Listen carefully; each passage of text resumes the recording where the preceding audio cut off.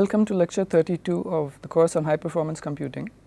You will remember that in the previous lecture we had looked at many examples of small pieces of C program code and tried to understand how they would perform for different kinds of cache organizations, and we got some understanding of how one could improve the quality of a loop in order to benefit from the spatial or temporal locality of reference through which the performance with the cache would be improved. Before moving into the next topic, I wanted to just quickly address two issues relating to caches, one relating to caches and one relating to pipelining, just to give us a slightly better idea about what happens in the processors which are currently quite popular. The first question relates to caches in the sense of, we talked about the CPU sending an address to the cache for lookup, and subsequently if it's a hit the data would come from the cache. But the question as to whether it was virtual or physical addresses that are used by the cache is of relevance. So we are looking into the relationship between the addresses that the cache uses, the cache hardware uses, and the address translation that we now understand the operating system manages but is done by a piece of hardware. So we understood that there are two possibilities as to how a cache could be built. The first is under the assumption that the cache is actually based on physical addresses. In other words, after the processor, the CPU, generates an address, it is translated by the memory management unit into a physical address, which is what goes to the cache. The second possibility is that the address which is generated by the CPU is directly used by the cache hardware. In other words, the virtual address is what the cache hardware uses for its lookup, tag checking, and so on.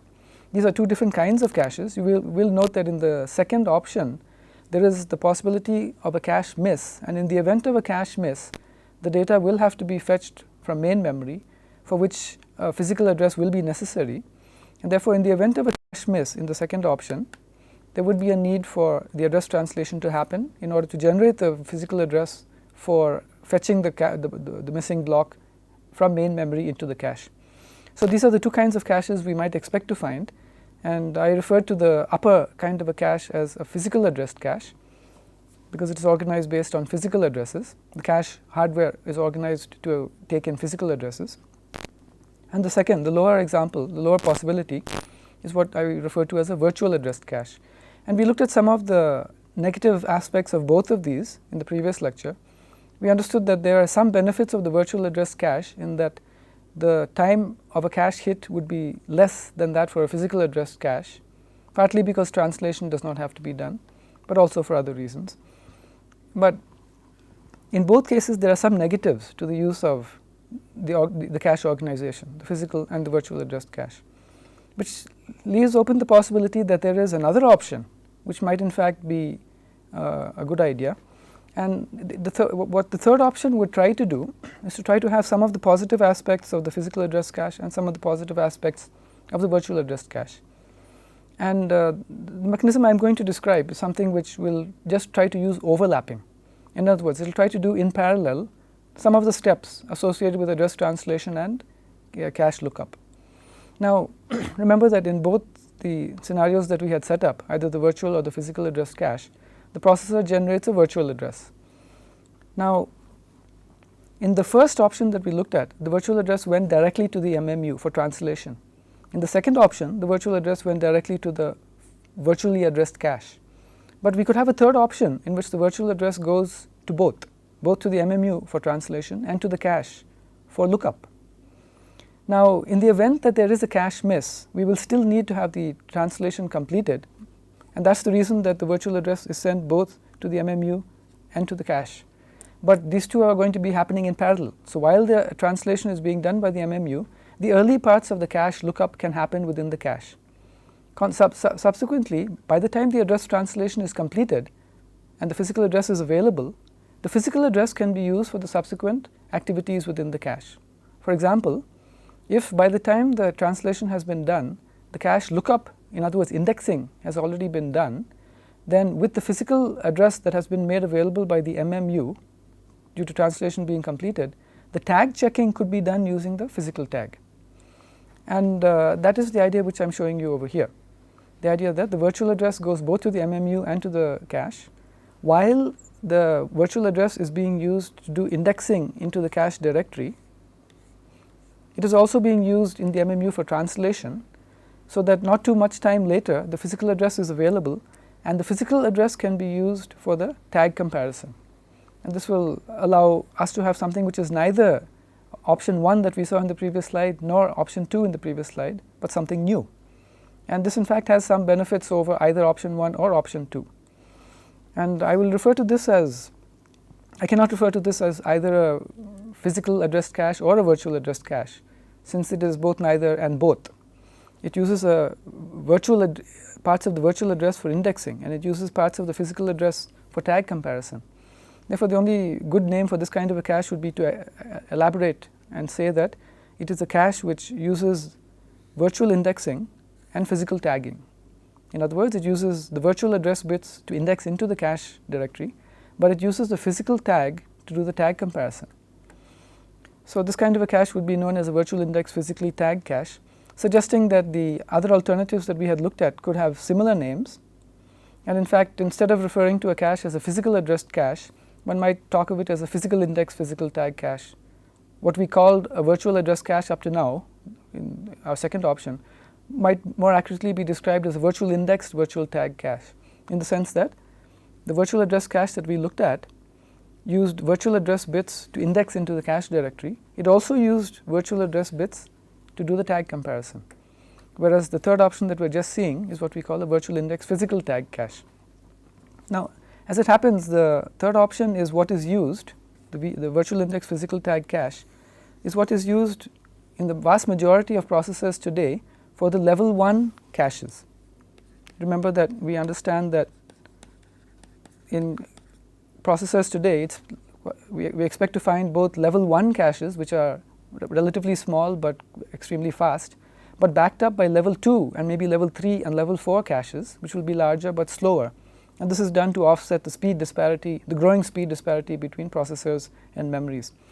So the indication that I am giving is that in today's processors, the level 1 caches actually use virtual indexing and physical tagging. And part of the reason for this is likely to be because we saw that the physical address caches suffer from large hit time. It takes a long time to get a hit in the cache because the translation has to happen before the cache is referred to. On the other hand, the virtual address caches have a much smaller hit time, and the virtual index physical tag cache will have that same benefit. It will not have many of the negatives associated with either of the first two options. So it is a preferable option and is widely used in the level 1 caches of today. Just to give us a better understanding of how these three differ, I will just go through this diagrammatic mechanism for showing you what happens to an address in each of the three cases. And the numbers which I am going to be using for the different bit fields, the sizes of the different bit fields, will assume a 64 kilobyte direct map cache which has 32 byte blocks. In addition, since we are also going to be talking about address translation, remember that address translation happens on the involves mapping a virtual page number into a physical page number. So suddenly it also becomes important to know something about the page size. So this will also enter the calculations or be a factor in the diagrams that we are going to look at. Okay, so we will start by looking at a physical index physical tag cache.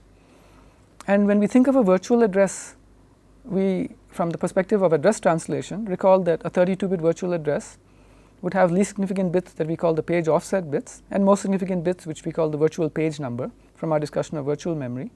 How many bits are used for the page offset? That would be determined by the page size. So if the page size is 16 kilobytes, there would be 14 bits of page offset. 14 is log base 2 of 16k. The remaining 18 bits are the virtual page number. Now if we are talking about a physical index physical tag cache, then this address will have to be translated by the MMU before it goes to the cache. So what does the MMU do? The MMU actually translates by replacing the virtual page number by a physical page number. And the page offset bits, the least significant 14 bits, are not affected by the translation. Therefore, if I show you what the MMU does, it would amount to something like this. It translates the virtual address into a corresponding physical address. The virtual and physical addresses are identical in their least significant 14 bits for this particular example, and they differ only in their most significant 18 bits, because what the MMU did was it replaced the virtual page number by the corresponding physical page number using the information inside the relevant page table entry, possibly available in a translation look-aside buffer, which is part of the processor. Right, so this is the address. The physical address is what is going to be used to access the cache in the physical index physical tag cache, and it is this address which we have to look at in the light of the cache perspective on addresses. So this is now going to be viewed as a cache block offset, which is going to be 5 bits in size because the block size is 32 bytes. It's a direct map cache of 64 kilobyte size with 32 byte blocks, from which we can calculate that the number of index bits required is going to be 11, and the remaining bits, which in this case will be 16, will be the tag bits. So the 11 index bits are used to index into the cache directory, and then the tag comparison is done. The valid bit is also referred to, and if all of these are indicate that this is a cache hit, then the offset bits are used to select the correct bytes out of the cache RAM to satisfy the processor's request. So you will notice that for this particular example, the index bits are coming partly from the page offset. Just look at where the 11 bits are coming from. The bulk of them are coming, 9 of them are coming from the page offset bits, which are common to the physical address and the virtual address, and only 2 of the bits are coming from what is now the physical page number side of the address bits. Okay, now if we now move to the second possibility that we had, the virtual indexed virtual tag cache, which is what we were calling the virtual address cache until now. So in this case, the address translation may not happen. The address translation is not required if there is a cache hit. So the virtual address itself is viewed in the light of 5 bits of offset, 11 bits of index, and 18 bits of tag. The index bits are used to index into the cache directory, and then the virtual page number provides the tag bits which are used for tag comparison, and if the indications are that it's a hit, then the correct bits are picked out using the offset. Now if it is a cache miss, then the MMU does the translation and we get the physical address which goes to memory. So in this case, once again, you'll notice that all of the 11 bits which correspond to the index, 9 of them are coming from the page offset bits, and the remaining 2 are coming from the least significant bits of the virtual page number. Now you may be wondering, why am I pointing out where the bits of the index are coming from? This relates to something that we were doing in the early parts of the previous lecture. You'll recall that when we were talking about how to figure out the number of hits, the number of misses for a loop that is of interest to us from a program that we may be running on a computer, we used information about the addresses of the arrays, array A or array B, etc., in order to calculate what the index bits are, in order to get an idea of whether there were conflicts, hits or misses, etc. And at that point we were assuming that the cache was indexed using virtual addresses. We were assuming that the addresses which the compiler generated, in other words the virtual addresses, were what were being used for indexing into the cache and for the tag comparison. And that is a perfectly legitimate assumption as far as the virtual index virtual tag cache is concerned, because it is virtual addresses that are used for this purpose in such a cache, but is, as we now see, not entirely correct as far as the physical index physical tag cache is concerned. I've gone back to the previous slide. So you'll note that in our calculations, in our estimates for the various kinds of small examples that we looked at, we did the calculation assuming that they were virtual addresses, but in reality the cache was indexed into and the tag comparison was done using physical addresses, if we're looking at the example of the physical index physical tag cache. And what difference would it have made in our estimates of hits and misses? We noticed that the index, primarily the calculations that we were doing in looking at the reference sequence that we had and so on, was to try to find out what the index bits were for a given memory reference. We now see that for the example that we have, for the sizes that we're looking at here, of the 11 index bits, 9 of them are coming from the page offset region of the address, and 2 of them are coming from the virtual page number or physical page number side of the address, which means that when we made the assumption that we were using virtual addresses, there would have been some 2 bits in those 2 positions, but in reality when the cache is looked up, there will be some other 2 bits depending on how the address translation maps the virtual page number into the physical page number.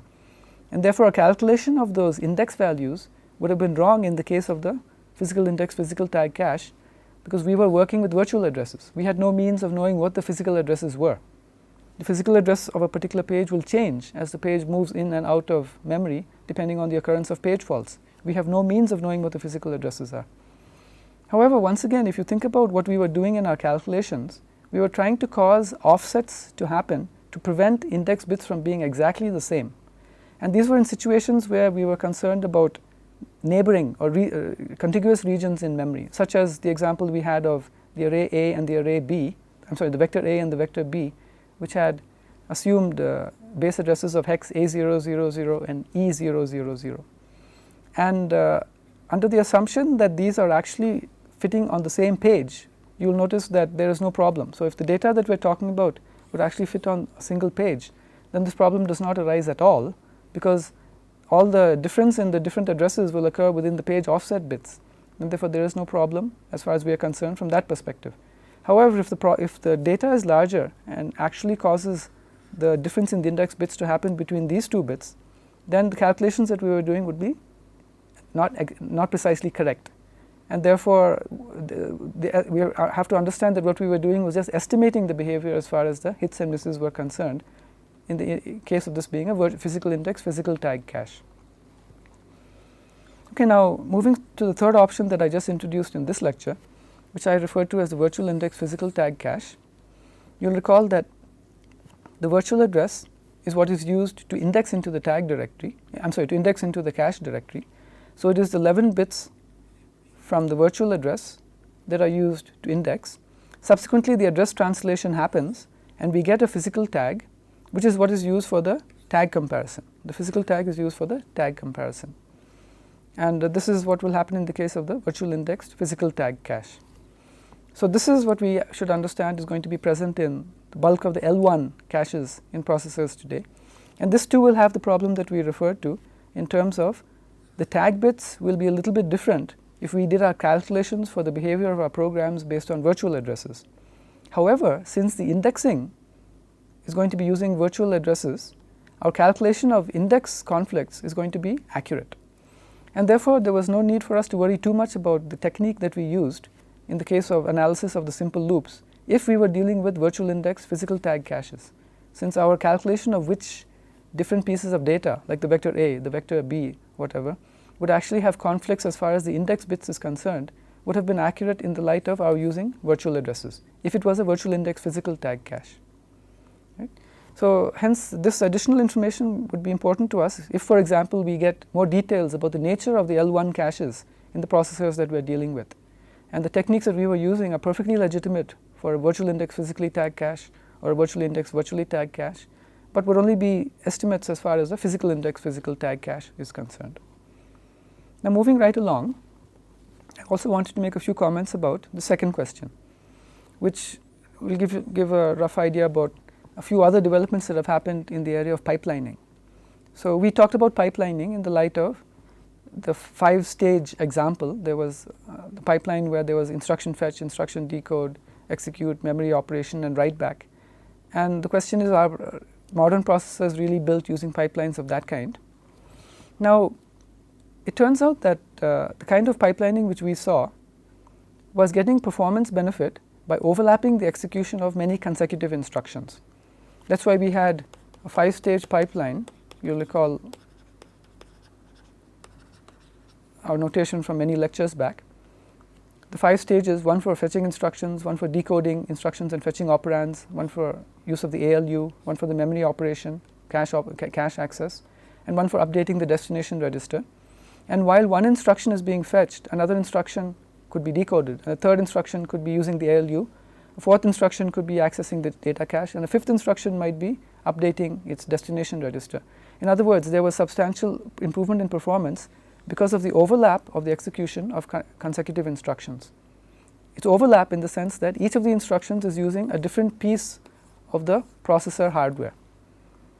Now, modern processors would actually be much more aggressive in their attempts to improve performance by using more than just overlap. And one of the directions which almost all modern processors use is to exploit something known as instruction level parallelism. And this is such a frequently used and prevalent concept that it is typically abbreviated as ILP, ILP standing for instruction level parallelism. And the general idea of instruction level parallelism is that rather than just overlapping the execution of instructions, it should be possible to execute instructions in parallel with each other if they are independent of each other. In other words, what we mean by in parallel is that two instructions might actually be fetched at exactly the same time. Two other instructions might be being decoded at the same time. Two instructions might be executing at the same time. And this is, we understand, possible if the two instructions that I'm talking about are actually completely independent of each other.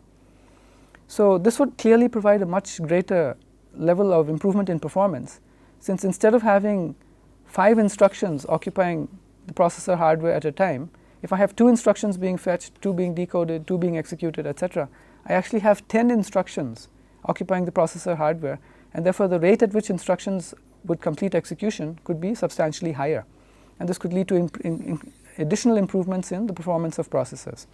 So today we find that most processors in personal computers or laptops that you are using would be exploiting this kind of parallelism in their pipelines, and they would therefore be called ILP processors, processors that exploit instruction level parallelism. Now, the challenge in the design of an instruction level parallelism processor is being able to identify the instructions which can be executed in parallel. It is only if 2 instructions are independent of each other that they could conceivably be executed at the same time in parallel. And there are 2 approaches that modern processors, the different kinds of modern processors use in order to undertake this activity. The first approach is to actually design the hardware so that the hardware itself analyzes the independence between instructions, and if there are dependencies, it keeps track of the dependencies in order to make sure that instructions which are dependent do not move through the pipeline and cause the execution of the program to be incorrect. So the management of the instruction level parallelism is done by the hardware in this first approach. And the name given for these kinds of processors is to call them superscalar processors. The general idea that one could have in mind when thinking of the superscalar processor is that until now we had a picture of a processor which might have a pipeline processor which might look something like this, and there could be one instruction being fetched, one being decoded, one being executed, one using cache, one being written back. But in the case of a superscalar processor, it's conceivable to try to think of the same processor as having, let's say, the capability of not only fetching one instruction but of fetching two instructions. So I might think of it as a processor which has hardware complicated enough to fetch 2 instructions, complicated enough to decode 2 instructions, to execute 2 instructions, to allow 2 instructions to be accessing cache at a time. Right? So in some sense, one could think of the superscalar processor as this hardware which is like the pipelines that we saw before, but has this additional capability at each stage so that more than one instruction can be processed in that stage. And that will clearly require additional hardware. But this gives us the additional necessity to understand the processor as having an additional dimension. Until now, we talked about the processor as having many pipeline stages. I talked about the n-stage pipeline. Right? And we saw that an n-stage pipeline could conceive, in this case we have a 5-stage pipeline, but in general you could have a 20-stage pipeline where n is equal to 20. And the speed up, the amount by which this pipeline could speed up the execution time of a program was related to n. So this was one dimension, and we talked about this as the pipeline depth. N was the pipeline depth, the number of stages in the pipeline. We now understand that in superscalar processors there's this additional dimension, which is the number of instructions that could be fetched or decoded or executed or using cache or written back at a time in parallel. So in the example that I mentioned, that it looked like 2 instructions could be in any one of these stages at a time. And that is not depth, but what is referred to as the pipeline width. So that is what is referred to as the pipeline width.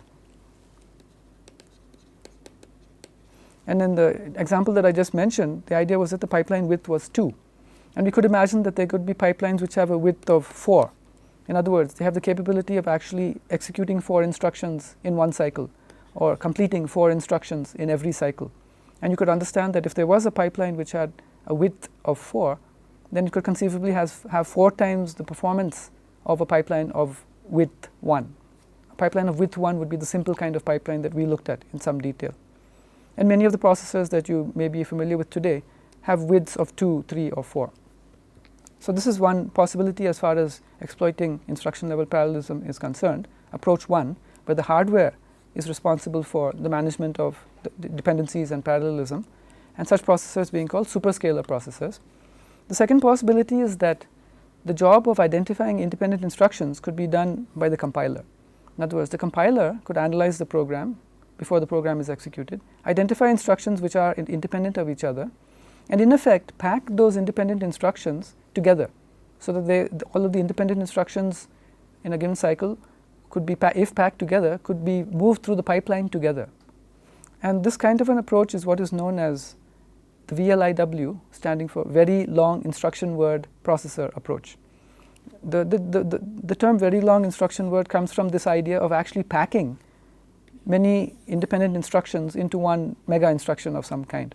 And consequently, one could think of the larger instruction, which is the packed version. If it has four MIPS1 instructions packed into one instruction, it will obviously have to be of a larger size, hence the name. And there are some commercial examples of VLIW processors as well. So this is just a minor addition to what we have talked about in terms of pipelining. Modern processors do more than just the simple kind of pipelining we talked about. With this, I would like to wrap up our discussion of the cache memory. Our next topic,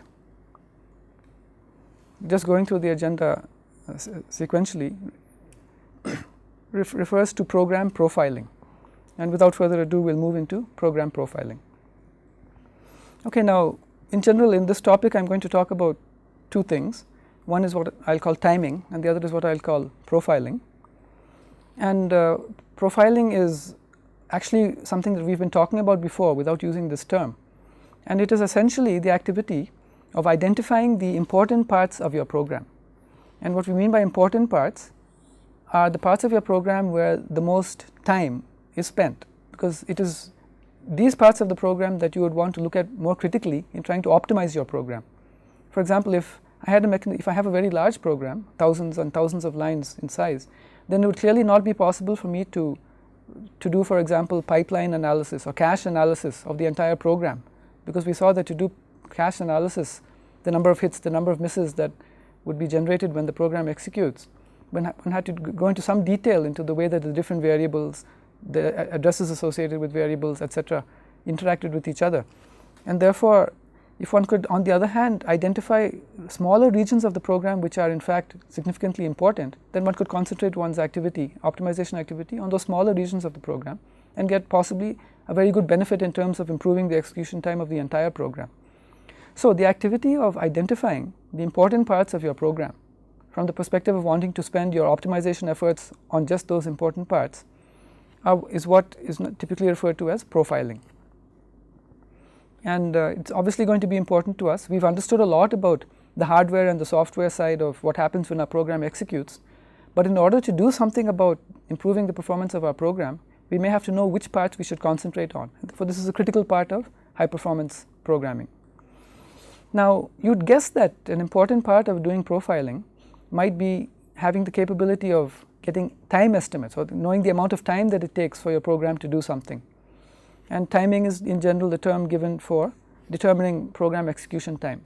But I could also refer to timing as the activity of identifying the amount of time spent in some part of my program. For example, if I've identified a particular function of my important as being important, I may want to know how much time was spent just in that function. I may not be too concerned about the total program execution time.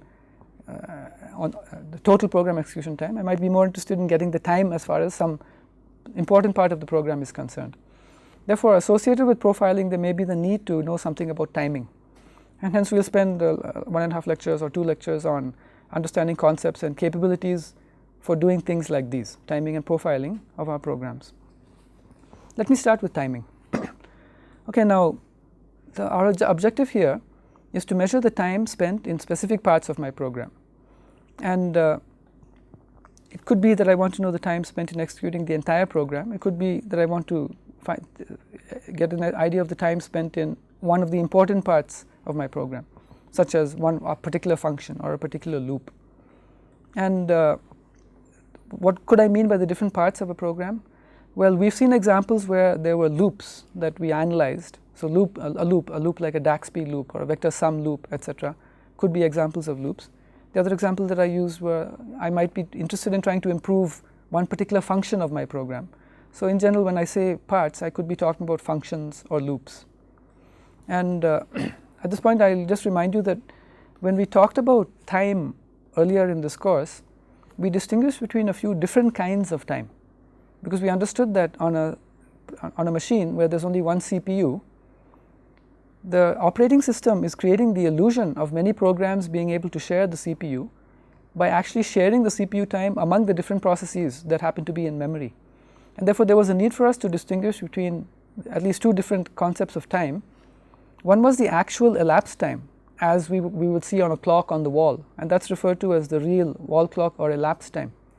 And the other is this virtual process related time, the amount of time of the CPU that a particular process actually got.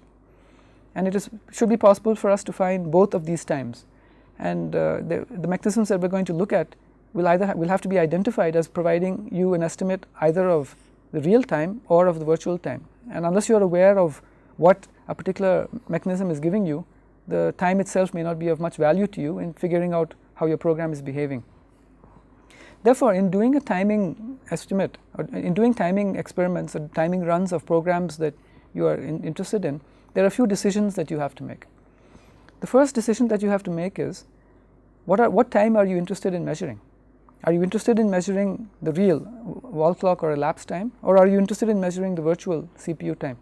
And there may be some situations where you are interested in the first and some situations where you are interested in the second. So this is the first decision that you have to make. And secondly, another decision that you have to make is, how fine an estimate of the time do you need? Would it be, for example, would it be enough if you got an estimate that was accurate to the nearest second, or do you need an estimate that is accurate to the nearest clock cycle, nanosecond? So that is another decision that you have to make, and you clearly understand that the decision has to be made in order for you to use the correct mechanism for measuring time. Different mechanisms will be provided. Some of them might be capable of providing you elapsed time only accurate to a second. Others might be capable of giving you CPU time accurate to the nanosecond, but you have to pick the correct mechanism depending on what your objective is. So you first have to decide what your objective is. Once you have decided what your objective is, you look for the correct timing mechanism which satisfies your objective. In other words, if you are looking for elapsed time, you look for a mechanism that can give you elapsed time measurements and of the appropriate accuracy granularity. Okay, now let's just look at a few of the time related mechanisms that you will find on Linux or Unix systems. Now, one mechanism which some of you may have come across and may even have used is what I will refer to as the time command, and you may have in fact used it, and the way that you use it is that in response to the shell prompt, if your intention is to find out the amount of time that it takes in the execution of, let's say, the program a.out, then rather than just executing a.out, which you would have done like this, you execute a.out through the time command. In other words, you type time space a.out, and now the time command will cause a.out to be executed, but it will give you in return information about how much time it took for a.out to execute. Let me just give you a few examples. So let's suppose that in response to the %shell prompt, I typed time ls. Those of you who have used Linux or Unix systems will recognize ls as a command which can be used to get a listing of the files within a directory. We'll learn more about files and directories a little later, but ls is a command which gives you some information about the different files which are available for access. Now, when you type time space ls, obviously the ls command will print out the information that it is supposed to. I'm not going to show you the output of the ls command. I'm just going to show you the possible output of the time command. I believe this was taken on a Unix system, this particular output. So you'll notice that the time command is giving me three pieces of information. One is labeled as user, one is labeled as system, and one is labeled as elapsed. And therefore, we would understand that the time command is giving us elapsed time, but in addition it is giving us CPU time or virtual time. So the elapsed time is obviously the elapsed or real or wall clock time that we talked about earlier, whereas the other two times which have this breakup into user and system are what we refer to as the virtual or the CPU time. So the time command is giving us both. It tells us both how much time was spent in terms of the virtual timeline of this particular process in user mode, and that number was so small that it is registered as 0, as well as the amount of time that was spent in the execution of ls in system mode, and that is given as 0.002. I believe the unit here is seconds. In addition to this, it gives us the amount of wall clock time, the actual elapsed time, the amount of time I would have observed if I had looked at a wall clock before and after the time command was executed, and that is given as 0.003. So in this particular case, we understand that the bulk of the time of execution of the ls command was spent in system mode. Very little, practically no time was spent in user mode, and the bulk of the elapsed time and the relationship between the elapsed time and the amount of time spent in the virtual mode is fairly close. Now let's just look at another example. This is a more complicated example. Here I'm going to use a time command to find how much time it takes to execute the command man csh. Now what is man csh? We've come across csh before. I could have run the same command by typing man csh. We've come across csh before. Csh was one of the shells that is available on many Unix and Linux systems. It's a command interpreter. What about man? Well, man is common in Unix and Linux systems as a command that can be used to read a manual entry. So man stands for the manual, or a book which contains information about the different commands, and that's available online. So when I type man csh, in effect what I get is a listing on the screen, a printout on the screen of the manual entry for the csh command. And this is a very long manual entry, and typically when you type man csh, you do it with the purpose of reading some section of the manual entry, and therefore you suspect that if somebody did a man csh, they would spend some time reading the page as it is on the screen. How will that reflect itself in the output from the time command? If you look at the output from the time command, and once again I'm not showing the output from the man csh because that would be a 30 or 40 page document, so we don't want to look at that on screen. But you'll notice that the user time is no longer 0. There is a significant part of a second spent in user time. There's a small amount of time compared to this which is spent in system mode, and a fairly large amount of time that is spent in actuality if I look at the elapsed time. So I believe this is 15 seconds of time, of which 0.032 seconds are spent in system mode and 0.268 seconds are spent in user mode. So if I look at the sum of these two times, it adds up to about 0.3 seconds. And I look at the amount of time that was actually spent in elapsed time, it's 15.48 seconds. In other words, I spent 15 seconds reading the manual entry, and the actual amount of CPU time, both in user mode and in system mode, that was spent on this command was only a third of a second. So where was the remaining 15 plus seconds spent? It was obviously spent because I as a user was reading this information off the screen in order to understand something about the use of CSH, and that is reflected in the elapsed time but not reflected in the user time, in the virtual CPU time, because during the time that I am not interacting with the program, the process itself might in fact not be running. It might be in a waiting mode. You might get blocked. So this is revealing to us and gives us some idea about what kind of time we should be looking for depending on our requirement. Okay, so in effect, the summary is that the time command reports both real elapsed wall clock time as well as CPU time or virtual time, and as far as the CPU time is concerned, it gives you a breakup between user mode and system mode. Now another command which might be useful to us is called get time of day, and I'm using this notation because get time of day will be invoked like a function from within a program. So in order to understand how to use get time of day, I told you about the usage of the time command by just showing you how you could use the time command from the shell prompt. The get time of day we are now told is a function, which means that we will be using get time of day from within our program. We will write a program which can call get time of day, and therefore I tell you a little bit here about the get time of day function. It has some parameters, and the details about the structures used in the parameters as well as the function itself are available in an include file.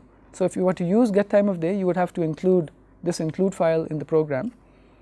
Now if you actually looked at the time_while struct and you would look at it inside the sys/time.h include file, you would see that the time_while struct contains two fields, one of which is a field that reports seconds and the other is a field that is labeled microseconds. The fields are called TV_, TV for time val. So, TV underscore sec and TV underscore microsec or usec. So, clearly this is a structure which contains an or something to do with time to the granularity of microsecond apparently. And the question is, how do we use this? In order to use it, we have to know what the meaning of the value that it returns is, and this information I am giving you in that yellow block up at the top. So, what get time of day reports, or what it returns as its return value in the struct time val parameter is the real time that has elapsed since 0000 Greenwich Mean Time on the 1st of January 1970, and the manual entries that you read in connection with get time of day will refer to this instant in time as the epoch. So, basically what this is returning to us is a number of seconds, the number of seconds that have elapsed since 0000 Greenwich Mean Time on the 1st of January 1970. Now, that is a rather curious thing to return, but you will understand that if I call get time of day now, I will get the number of seconds that have elapsed since 1st January 1970, and then if I wait some time and I call get time of day again, then I will get the amount of time that has elapsed once again since 1st January 1970, and the difference between these two return values will tell me how much time has been spent by my program in between, and that I can therefore use the get time of day to estimate the amount of time spent in a part of my program. Okay, so, the idea is that I could use get time of day by inserting calls to get time of day in my C program before and after the regions of interest to me, in terms of the region, a particular region of interest to me in my program, which I want to know how much time I was spent in execution. So, let us consider a C program, and let us suppose that there is some particular region that I am interested in. I am interested in this region. I want to know how much time was spent executing this part of my program. So, what I can do is I can set up two time val structures, one called before and one called after. I can call get time of day passing the parameter before the region of interest to me, and call get time of day passing the parameter after the region of interest to me. Subsequently, I can compute the difference between the sec fields, the second fields of the after structure and the before structure to find out how much time was spent in that particular region of my program, and I could print that out using a printf statement in order to actually get output, which I could subsequently look at to understand how much time was spent in this region of my program. Therefore, you can use get time of day by inserting calls before and after, and subsequently computing the difference between the after value and the before value in order to measure the amount of real time. So, the important thing to remember is that what we are talking about here is elapsed time. Get time of day returns a real or elapsed time or wall clock time value. Okay, now the next question is whether there are other timers which can give us good estimates as far as high resolution or very nanosecond type of estimates of how much time are being taken by in parts of our programs. And just to quickly give you an idea about this, I would like to mention that almost all modern processors provide a mechanism which can be used for this purpose, and these mechanisms are hardware. They are built into the hardware, and they basically return a count of the number of cycles that have elapsed, and that therefore one could use a hardware cycle counting mechanism, and if one knows how much time is spent in one cycle of that processor, for example, if I know that this is a 1 gigahertz processor, then I know that one cycle is equal to 1 nanosecond, then by counting the number of cycles or by using a cycle counting hardware mechanism, I can get very accurate real estimates of real as in real elapsed wall clock estimates of how much time was spent in a part of my program. Now, how would these mechanisms be made available to the programmer? I have suggested that they are available in the hardware. Now, if such a mechanism is available in the hardware, we would suspect that the CPU would contain a special purpose register that is incremented every clock cycle, and that it is by referring to this register that the cycle counting mechanism works. So, if the processor has this register and the register is incremented every clock cycle, then as long as there is an instruction using which we can read the value of that register and print it out, then we can use this mechanism in our programs. So, in addition to the special purpose register that is incremented every clock cycle, all that the hardware has to provide is an instruction to read the value that is in that register. And this is, as I said, available in almost all modern processors. For example, the Intel processors have something called the timestamp counter, They don't call it the cycle counter, they call it the timestamp counter, or TSC, timestamp counter. And there is an RD, or read TSC instruction, RD TSC instruction, using which one can access the timestamp counter. This is not a privileged instruction, it is an ordinary user mode instruction. And almost all processors today have similar mechanisms. So one could use this instruction before and after the region of interest in the program, and by calculating the difference between the two and knowing the amount of time that a cycle is, one can get very accurate estimates of how much time is spent in a region of the program. Okay, now with this idea about timing, we understand that there are mechanisms at the level of a full program, such as time. There are mechanisms at the level of parts of a program, such as get time of day.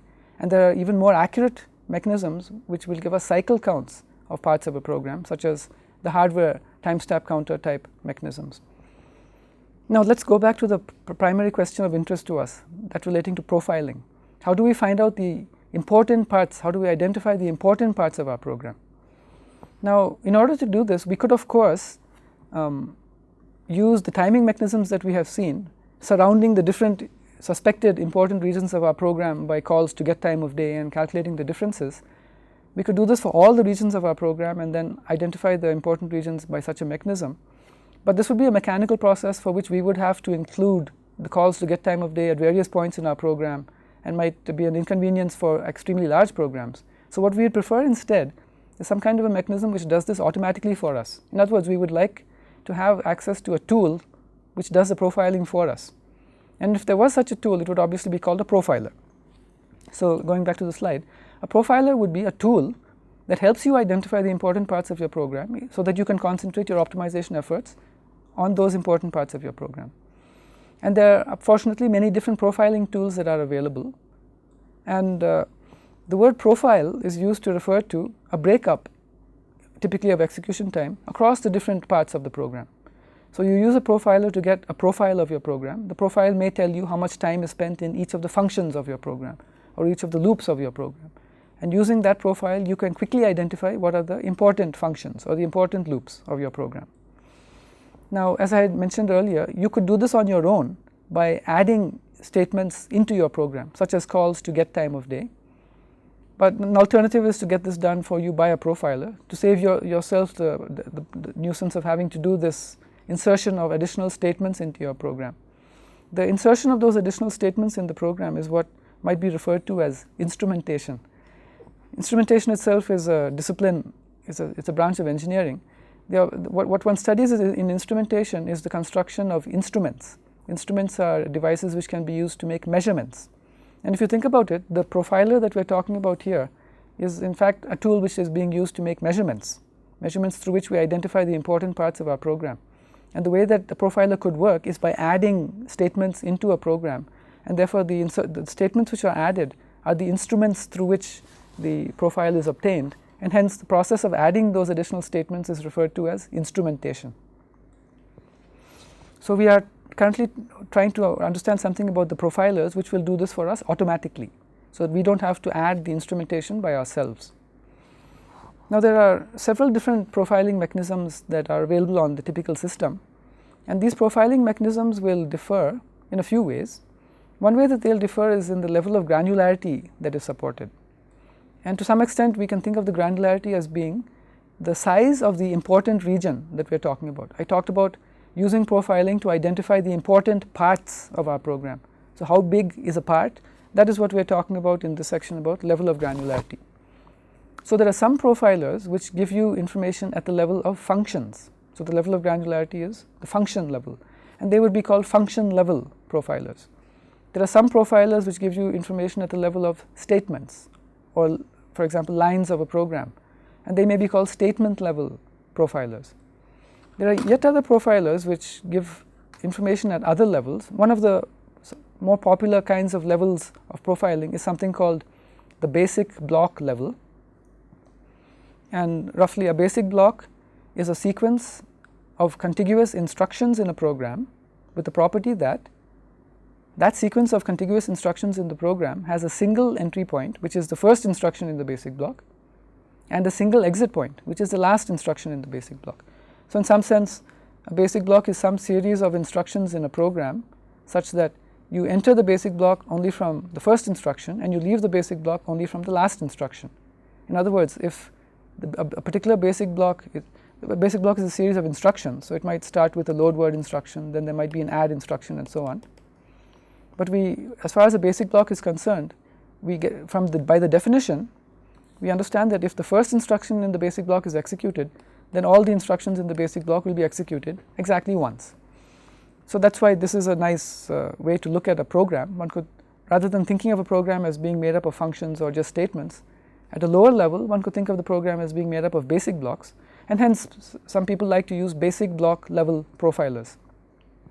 So profiling mechanisms might be available at different levels in the light of the granularity, the size of the important parts that could be identified.